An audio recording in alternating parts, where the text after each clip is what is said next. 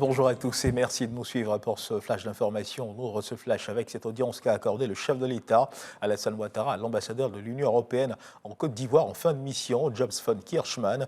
Les deux personnalités, au cours de cet entretien, ont passé en revue les acquis des 60 ans de coopération entre la Côte d'Ivoire et l'Union européenne, mais également les perspectives après les 4 années d'exercice de John von Kirchmann en Côte d'Ivoire. On fait le point de cette audience avec Mama Traoré. Ultime rencontre entre le président Alassane Ouattara et le désormais ex-ambassadeur de l'Union européenne en Côte d'Ivoire, Jobst von Kirchmann. En 4 années de service en Côte d'Ivoire, le diplomate européen aura contribué à l'essor d'une coopération vieille de 60 ans. Cet entretien avec le chef de l'État Alassane Ouattara tient lieu de bilan de fin d'exercice pour Jobst von Kirchmann. On est un partenaire solide et loyal. Et c'est la même chose en ce qui concerne la Côte d'Ivoire pour nous. Donc souvent on dit l'Union européenne, c'est le premier partenaire commercial avec plus que 40% des échanges. Premier partenaire au niveau des investissements, presque 60%. Mais c'est bien plus que ça parce que la Côte d'Ivoire est un pays qui est basé sur les valeurs universelles comme l'Union européenne. Et donc, notre partenariat se retrouve aussi dans un partage de valeurs qui sont les mêmes.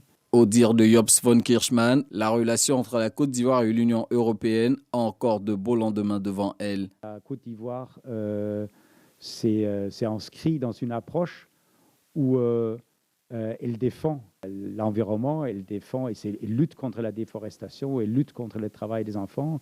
Donc, c'est des sujets qui sont importants aussi pour l'Union européenne. Et donc, c'est avec joie qu'on accompagne la Côte d'Ivoire.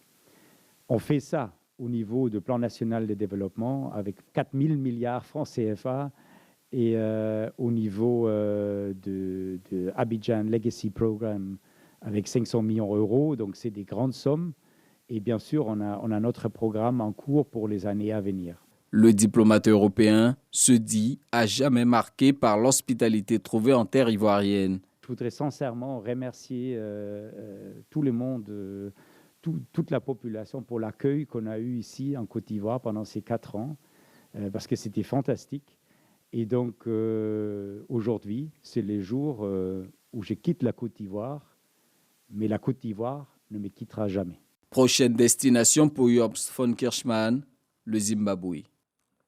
Les experts du Burkina Faso, de la Côte d'Ivoire et de l'UEMOA viennent d'effectuer une visite sur le site du poste de contrôle juxtaposé de l'Aléraba, la frontière du Burkina Faso de la Côte d'Ivoire. Cette visite de travail pour se rendre compte de l'état d'avancement des travaux de construction du dit poste de contrôle juxtaposé qui, selon eux, va être livré fin septembre 2022.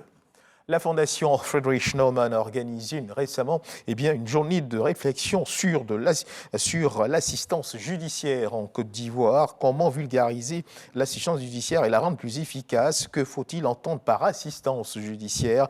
Pourquoi est-elle moins connue? Quelles sont les solutions proposées au sortir de cette rencontre? Voici autant de questions que se sont posées les participants à cette journée de réflexion. Nous y reviendrons certainement dans nos prochaines éditions.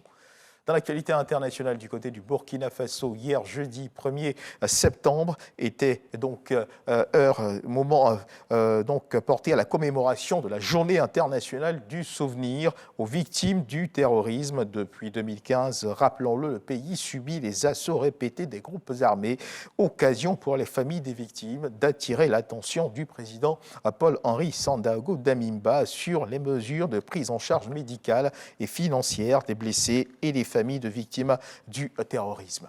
Toujours dans l'actualité internationale, l'ex-dirigeante birmane Aung San Suu Kyi, déjà condamnée à 17 ans de prison, a écopé ce vendredi d'une peine supplémentaire de 3 ans de détention pour fraude électorale lors du scrutin de 2020 que son parti a largement remporté.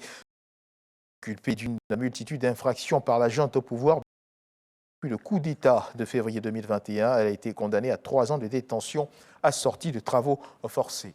Et on termine ce tour du monde de l'actualité avec cette information qui nous vient de la Chine. Les astronautes de Tiangong ont achevé ce vendredi sans encombre une sortie dans l'espace longue de 6 heures. C'est ce qu'a indiqué l'agence chargée des vols habités, CMSA. Cette sortie extravéhiculaire était la première réalisée lors de l'actuelle mission Shenzhou 14, a débuté en juin et qui doit durer 6 mois.